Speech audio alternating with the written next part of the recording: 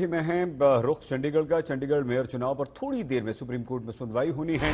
5 फरवरी को इस मामले में सुप्रीम कोर्ट में बहस हुई थी और सुप्रीम कोर्ट ने चुनाव की निष्पक्षता पर न सिर्फ प्रश्न उठा दिया था बल्कि रिटर्निंग ऑफिसर को कड़ी फटकार डांट भी लगाई थी, तलब भी किया था। सुप्रीम कोर्ट ने आज सुनवाई की तारीख तय की, लेकिन 13 दिनों में ही चंडीगढ़ में खेला हो गया। आम आदमी पार्टी के 3 पार्षद टूटकर बीजेपी में कल रात शामिल हो गए।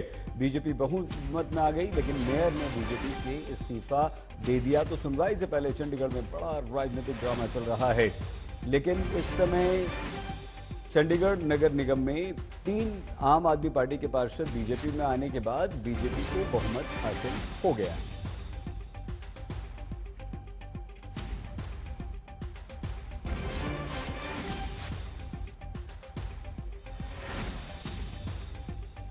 आइए सीधे सुप्रीम कोर्ट हम आपको लिए चलते हैं। कनू शारदा हमारे साथ इस समय जुड़ चुके हैं। कनू, इस मामले को अब हम कैसे देखें, क्योंकि मेयर इस्तीफा देते हैं सुप्रीम कोर्ट की डांट के बाद, बीजेपी 3 पार्षदों को तोड़कर अपने में शामिल कर लेती है, बहुमत में आ जाती है। क्या कुछ उम्मीद करें आज सुप्रीम कोर्ट में हम? कनू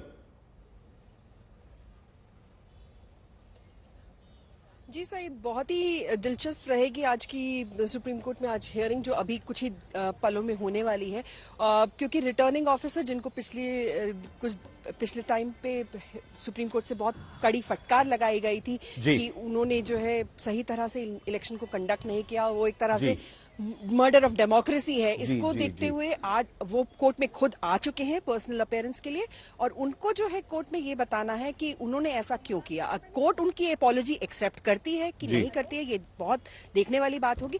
पर अब जो रिलीफ जो आम आदमी पार्टी और कांग्रेस ने मांगा था कि इस पूरे चुनाव को रद्द कर दिया जाए, क्योंकि अब वो ग्राउंड रहता नहीं है, तो अब हमें देखना होगा हियरिंग में कि क्या एग्जैक्टली रिलीफ मांगा जाता है आम आदमी पार्टी और कांग्रेस द्वारा सुप्रीम कोर्ट के सामने। कनू, ये जो चंडीगढ़ में अब स्थितियां बदली एकदम, मेयर का इस्तीफा होता है, 3 आपके पार्षद जो हैं वो बीजेपी के साथ आ जाते हैं, इसके बाद आप इस केस को किस तरह से देखती हैं?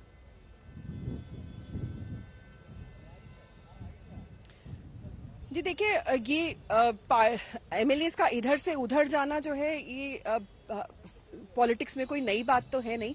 पर हाँ, इस केस में क्योंकि अब ये मामला पूरा सुप्रीम कोर्ट के समक्ष है, तो ये देखना बहुत इंटरेस्टिंग होगा कि सुप्रीम कोर्ट क्या इस बात को आम आदमी पार्टी और कांग्रेस अपने आर्ग्यूमेंट्स के दौरान उठाती हैं सुप्रीम कोर्ट के सामने, और क्या सुप्रीम कोर्ट इस बात का संज्ञान लेता है और बताता है कि हाँ, अगर ये भी हो सकता है सही इस केस में कि सुप्रीम कोर्ट अपनी निगरानी में ही इस पूरे चुनाव को कराने के लिए बोले दोबारा से। ये भी हो सकता है। बहुत धन्यवाद कनू शारदा, हमारी संवाददाता सुप्रीम कोर्ट से हमें जानकारी दे रही थी।